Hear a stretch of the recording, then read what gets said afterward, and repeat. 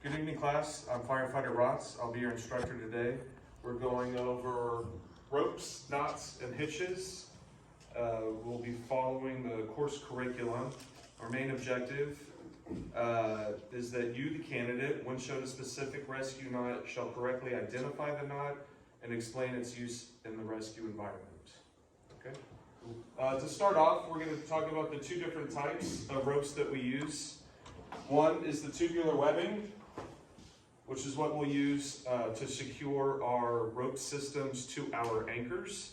And we tie it with a water knot, like so. And then the second is going to be, this is a current mantle rope. That's the construction. It's made out of poly, or nylon, polypropylene, polyisolene, all of that type of stuff. And this is the rope that we will be using to do all of our work with. They have two different types of Kern mantle rope. It's static and dynamic. With a dynamic rope, you're able to stretch it to absorb any type of falls or impacts.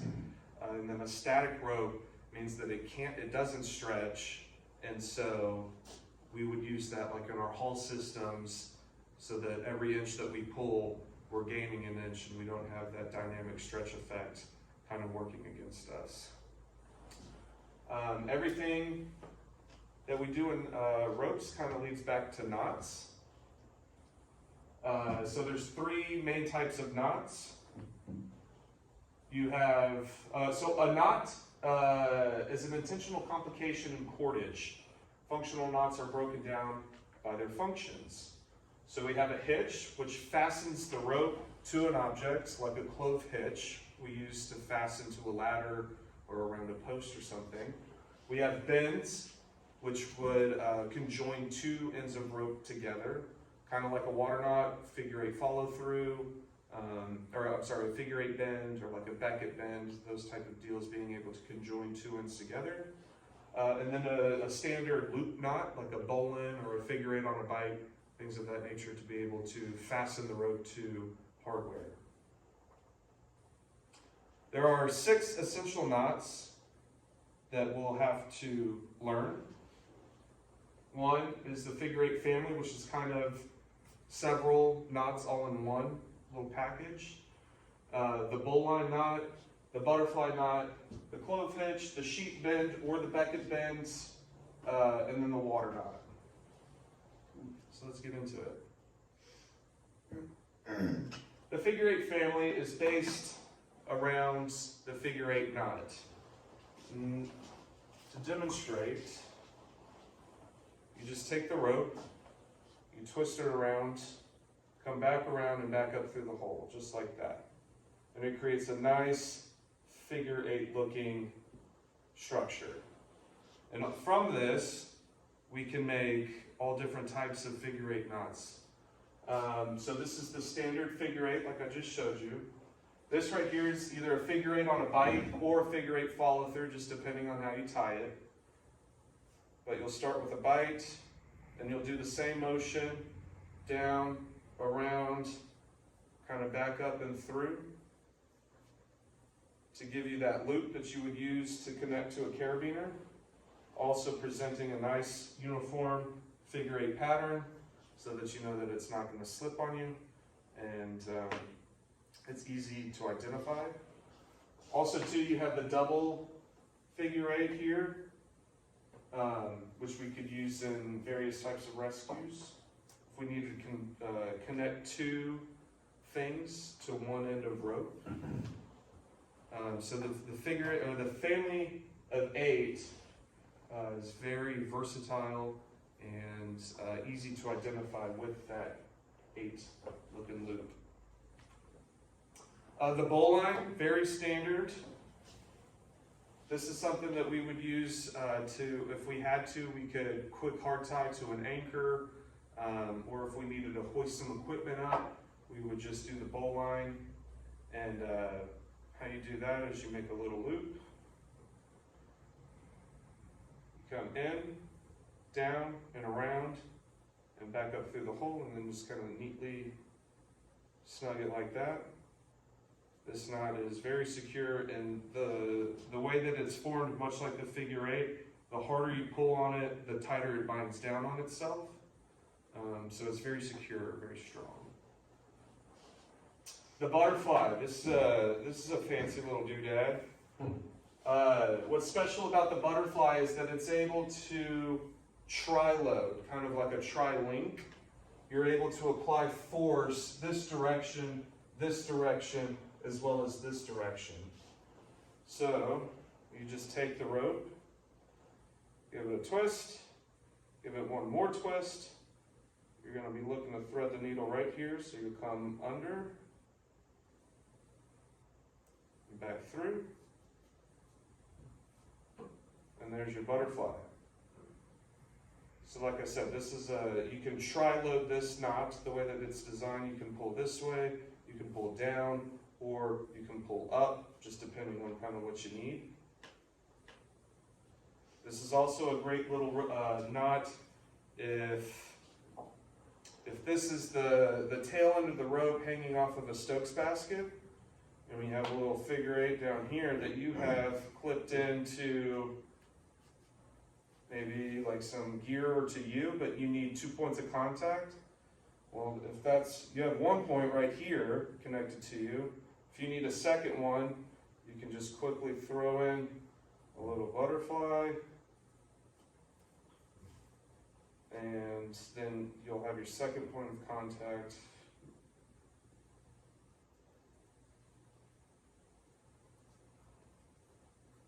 Where you can clip in either like to your chest or to something else.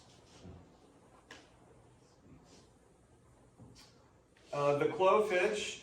The clove hitch is used to secure the rope around an object. So Luke, if I could have you come up here for a second.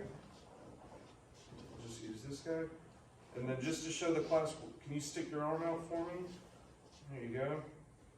So you'll see this a lot like on boats, whenever boats come up to the pier and they need to tie off to the pier. It's real simple. So you're just going to come around, you're going to cross over, and then you're going to come back up through. So you're going to come over, cross,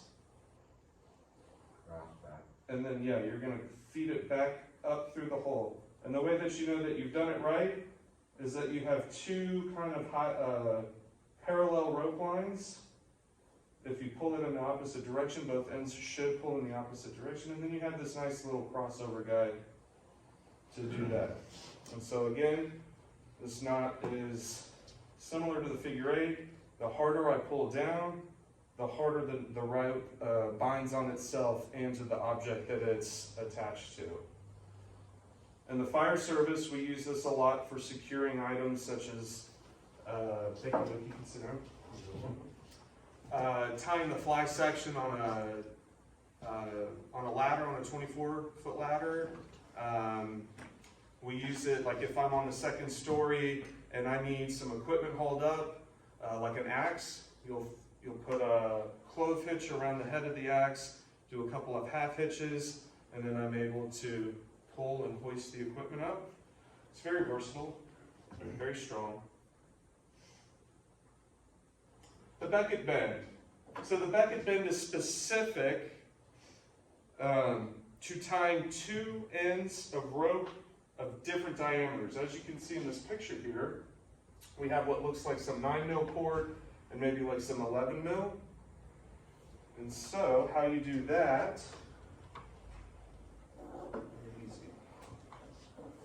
so if you have your two ends of rope, you're going to go right over left, and then you're going to go left over right, cinch it down to where you kind of have two little eye holes locking into each other, just like that. You see how they're kind of biting on each other? The Beckett bend, the sheep bend, the figure eight bend, all of these bends are, like I said, to conjoin two ends of the rope together. So if we have this rope laid out, and it was just short by 50 feet, we needed to put in another rope. That's how we would connect the two to be able to do it. Cool. The water knot. The water knot is essentially a bend, but the main difference is that you're using the 1-inch tubular webbing. So we have our tubular webbing here, and we need to use this podium as an anchor. So how would we do that? Well, we're going to start with the two ends. Well, on the first end, we're going to tie just kind of a basic little overhand knot, very loosely. Very basic. Happy, happy knots. And then on the other end of the webbing, we're just going to trace it. We're going to follow the same pattern. So I'm just going to take my end. I'm going to go up and through the hole. I'm back around, following the exact same path as the other end. And voila. I have successfully bended the two ends of the webbing together, making a water knot, which then I could use around my anchor, carabine it, and that's how we attach our systems to our anchors.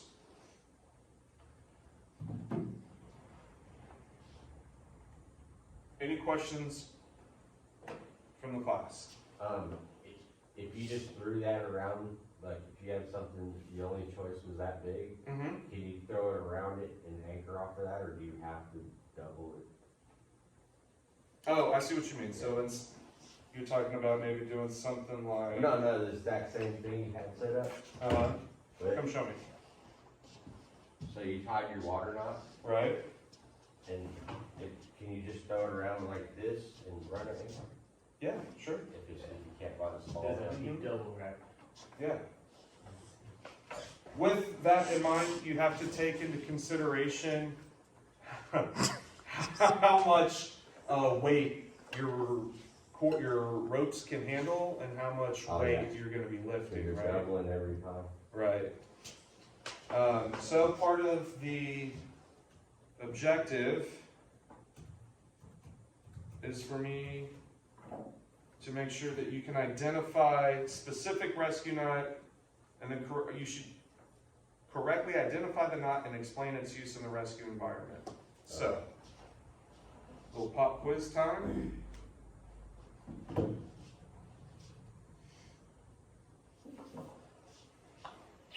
I'll start off with this one.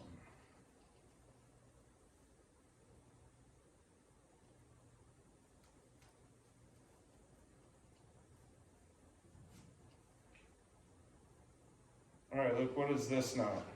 So that's the double figure eight. It's just to have two attachment points, two separate attachment points at the end of a rope.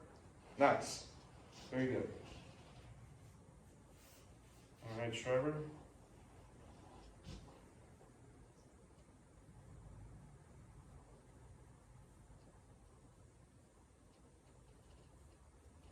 What is this knot called? That is the Bowen, Bowline? Yep. and you can use it to attach yourself to rappel or whatever. Sure. Hard tie into an anchor or something like that. It's just another tool in the toolbox, right? You can also make a quick harness, makeshift harness with it. Sure.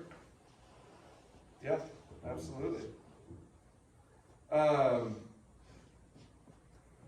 So a knot needs to be easy to tie, it needs to be easy to untie, and it needs to be easily identified. So when you're tying a knot, remember those three things, right?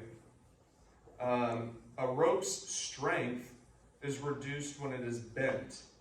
So the sharper the angle of the bent rope, the more, or the higher percentage of strength that the rope loses, right? So for just basic field math, we just automatically lop off a third of the rope, right? So if this is, call it 9,000 pound strength, and we lop off a third, that means that we have a working load capacity of 6,000 pounds. Cool? So, I'll do one more. Luke, can you stick your arm out for me again, please, sir? So, Trevor, what is this knot called? That is the Bowen, I'm sorry, clove hitch, and you Okay. can use it to, tie off, ladders and whatnot for boats. Yeah, absolutely. And a lot of stuff, For sure. raise tools. Can you tell me what the difference between a hitch and a bend is, Luke? Bend is to connect two ropes together. Two ends of the rope together, Yeah. okay? And hitch is to attach rope to an object. Perfect. Like a clove hitch would be attaching the rope to a post or to a saw or to an axe, right? So Trevor, name me some knots in the figure eight family. Okay, so we got the figure eight, That's just this guy, right? yes. Okay, And then you have a figure eight follow through. okay. So that would be something like this, right? Where you tie your figure eight, and then similar to the water knot, you're gonna go around the object, but then you're just gonna finish tracing Tracing it. around, right? And then Okay. You have your, is it double figure eight? Yep, that's the one that I showed Luke, right? So it's the figure eight on a bike, but it's got two loops. Yep. Right, okay. You That's think of all. anything else?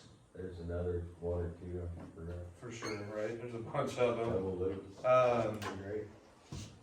So there's also a figure eight bend, right? If we needed to conjoin these two ropes together, I tie a figure eight on this end, and then I get my other end, and I just follow it like I would a water knot, or like a figure eight follow through. Except I'm bending the two ends of the rope together. Mm. Okay, something like that. Yep.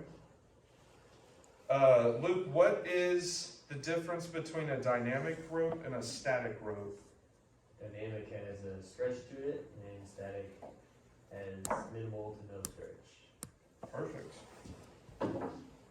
All right, and this concludes our class today. Thank you very much. Thanks.